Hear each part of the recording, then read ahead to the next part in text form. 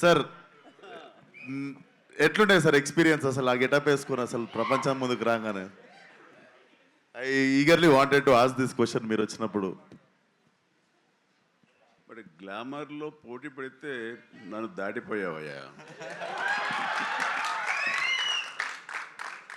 ఇక్కడంతా కొంచెం కళ ఎక్కువైంది, నీ దగ్గర మాత్రం బొద్దుగా ఉండేసరికి ఆ కళ అసలు వేరే. నాలాంటి వాడికే కొంచెం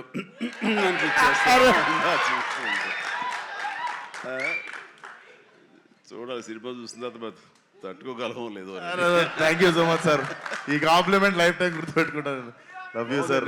నేను చూసే కొన్ని డికేడ్స్ అయిపోయింది ఇది ఫొటోస్ చూసి. Good, thank you. But as actor I know sir, అంతమంది ముందు ఒక గెటప్ వేసుకొని బయటికి రావాలంటే definitely one of the inspiration అనుకుంటా sir. Thank you so much sir. Good. Chiranjeevi garu, ఒక క్వశ్చన్ అండి. ఆ రోజు మీరు ఆ గెటప్ వేసినప్పుడు మీ అమ్మగారి రియాక్షను, మీ ఆవిడ గారి రియాక్షను ఏమైనా గుర్తున్నాయా? వాళ్ళు నన్ను చూడలేకపోయారు. అసలు కనపడదు, మరి మీసాలు పెంచుదాకా మా ముందుకు రాకండి అన్నారు. కానీ విశ్వక్కి వేరే ఎక్స్పీరియన్స్ ఉన్నట్టుంది. విశ్వక్ మా వాళ్ళు చీరలు కట్టుకొని మ్యాచింగ్ చీరలు కట్టుకొని సెట్కి వచ్చారు సార్ ఫోటో దిగుదామని. మళ్ళీ ఎప్పుడు కట్టుకుంటున్నాం అని. ఆ టైంలో షూటింగ్ టైంలో అప్పుడు ఎప్పుడు మీసాలు తీయలేదు. జంజాల గారు మీసాలు తీయాలి అని అన్నప్పుడు ఒకటే కండిషన్, ఒక 60-70 మంది పనిచేస్తున్నారు యూనిట్లో, అందరూ తీస్తేనే ఆఖరి తీసేవాడు నేను అవుతానని అందరితో తీయించాను మీసాలు. నేను ఒక్కడైనా ఆ రకంగా ఉండాల్సిన అందరూ ఉండాలి సెట్లో, అందరూ తీశారు.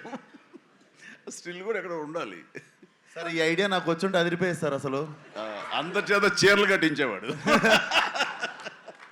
ఫస్ట్ మీ డైరెక్టర్ రామ్ నారాయణ గారితో మీసాలు తీయించారు అందరికి. అసలు నాకు ఈ ఐడియానే తట్టలేదు అసలు. అదే అంటే ఆ రోజుల్లోనే చిరంజీవి గారు చాలా కంఫర్ట్ ఉంటుంది తెలుసా. అందరికి తీసేస్తే నాకేముంది అన్నట్టుంటుంది అసలు. ఏం పర్వాలేదు విశ్వక్, ఈ రోజు మీరు ఇది మాట్లాడారు కదా, రేపటికల్లా మేము రెడీ అయిపోతుంది చూడండి. మీ మొత్తం డిపార్ట్మెంట్ అందరికీ కూడా మీసాలు గడ్డలు తీసేసి మా వాళ్ళు ఫోటోలు రెడీ చేసి పెట్టేస్తారు. ఎందుకు మీ ఫ్యాన్స్ అంతా చీరలు కట్టి వెళ్ళమని థియేటర్కి వదలొద్దు ఐడియా. చేసేస్తారు సార్ వాళ్ళు పాప మాల్కి. అంటే ఈ లైలా February 14th సింగిల్స్ వచ్చి థియేటర్లో కలవమని చెప్పాడు కాబట్టి ఎలా వస్తారు అనేది మీకే వదిలేస్తున్నాము, చూద్దాము ఎలా వస్తారు. So thank you so much Chiranjeevi garu, and thank you Vishwak. Okay, so I think ఈ మొత్తం సినిమాలో ఎవరికైనా చాలా టఫ్ కాంపిటీషన్ ఉందంటే పాపం హీరోయిన్కి. ఏ సినిమాలో అయినా సరే హీరోయిన్ అందంగా కనిపించింది, హీరో ఏమో హ్యాండ్సమ్గా కనిపించారు అని చెప్తారు.